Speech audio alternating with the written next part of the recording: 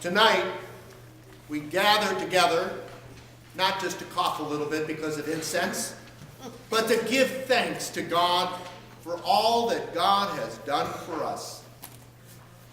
Of course, we do that each time we gather around the table, don't we? So what makes tonight special? What makes tonight, the story that we hear, so different than all those stories we hear throughout the year? Well, the easy answer, of course, is to say, well, it's Jesus' birthday. But is it really? Even with Luke's detailed record that we heard tonight, we really don't know what year Jesus was born, let alone the date of his birth. So why tonight? The answer lies in the story we hear and a little bit of history. Tonight's story, like any story, starts at the beginning. And it came to be that God created the heavens and the earth as an outward and visible sign of the love that filled God's heart, and all was good. Then one day, part of God's creation rebelled, and the closeness once shared was lost. God yearned to once again be in right relationship with those who rebelled, but they preferred to trust in themselves instead of God. Time and again, God reached out to them through prophets and sages, and God rejoiced when some would seek the relationship once shared. But many were adamant in their self-righteousness, and still others became so far removed from God, they no longer knew God's voice, and the prophet's message was ignored. Now God had the power to command the rebels to return, but knew that if that power were used, the love received would be forced, and therefore ungenuine. So God waited patiently, finding at times those who seek to be independent would occasionally reach out to God when faced with a problem they could not handle on their own. And when this happened, God heard their cry. And when it was a genuine cry for God's help, God acted.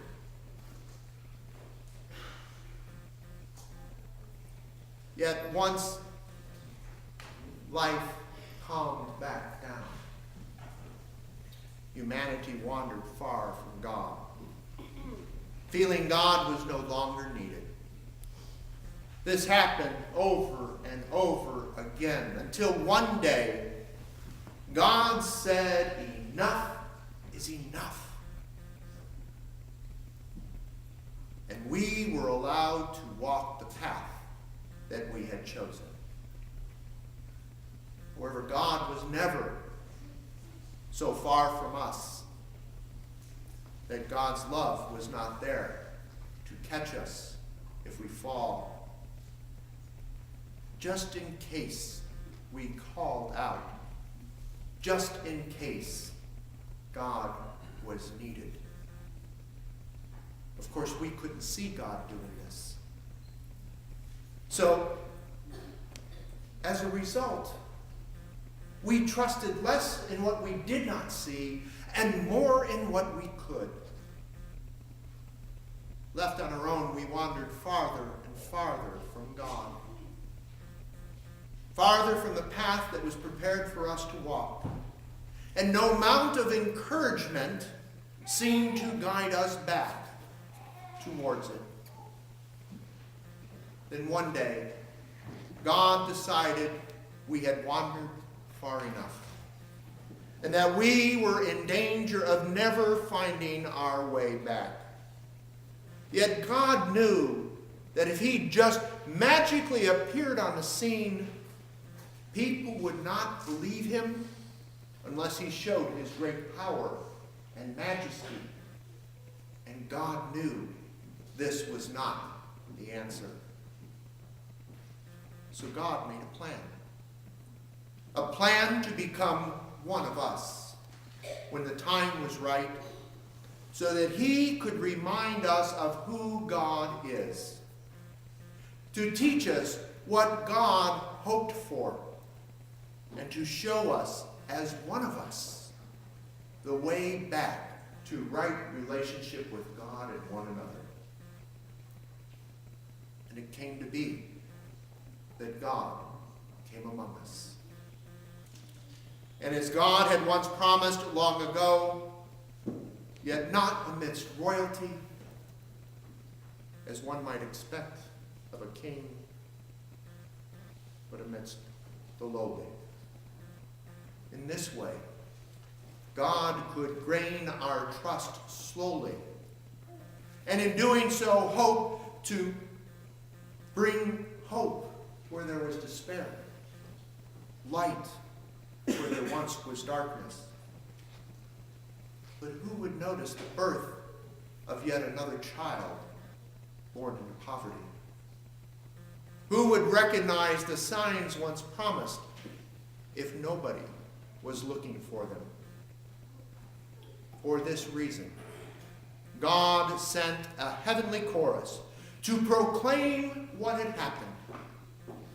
But the only ones to take notice of it were shepherds and their sheep, resting in the fields around a little town called Bethlehem. As we will hear tomorrow, they will go see that child, the child that the angels sang about. And what will they find? A child just as they were told. God's manifestation of hope and light lay in a simple manger, wrapped in cloth to keep warm, while a mother and father hovered over the gift God had given them. The story does not stop here. The incarnation witnessed by Joseph, Mary, and the shepherds is but one event in the story that has been unfolding since the beginning of time. So why tonight? What makes tonight so special? The clue. The clue was in the story. The clue which will become easier and easier to see as we are drawn closer and closer to Christ, as we move out of the darkness and in to the light. The light. As Jesus grew in the world, so did the light. Finally revealing to all everything that had once lay hidden. They're enabling us to see more clearly the path to God and the path with God. Now here's where the history comes in. A long time ago, there once was a pagan celebration that celebrated the winter solstice, the end of increasing darkness, and the birth of growing light. What better day could there be to celebrate the light that had come into the world than a day already set aside for doing so? So for this and several other reasons, the church picked this day to be the day set aside to remember when God came among us. Now, some of you might be thinking, the winter solstice was a couple of days ago. And you would be right. In the late 1580s, the world adopted the Gregorian calendar, which aligned itself more accurately to the equinox. And in doing so, the date of this winter solstice moved from December 25th to the 21st. But by this time, the symbolism of the day was overcome by tradition. And so we celebrate the incarnation, the event which brings God close to us in a real way on this night. Therefore, on this night, we gather together not to celebrate the date of an event, but the reality of an event.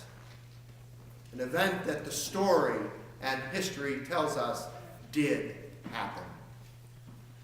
With the birth of Jesus, the incarnate God comes among us and shed his light for all the world to see.